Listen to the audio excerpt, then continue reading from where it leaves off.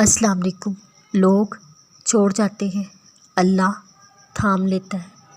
میں نے کہا میں بہت اکیلا ہوں۔ اوپر سے آواز آئی، میں شیرک سے بھی زیادہ تمہارے قریب ہوں۔ تمہاری سوچ تمہارا مقدر ہے۔ تم جیسا سوچو گے اللہ کو بالکل ویسا پاؤ گے۔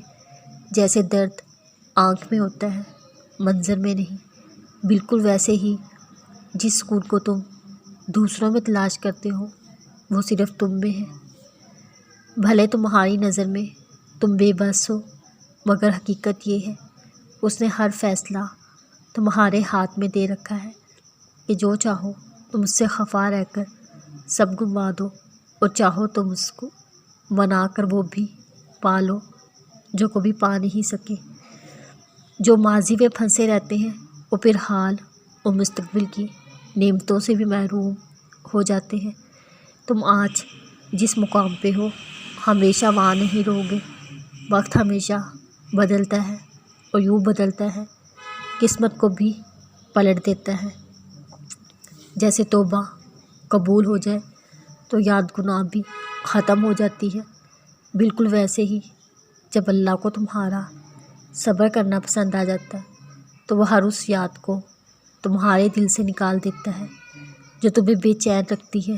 وہ دل مطمئن کرنے خوب جانتا ہے۔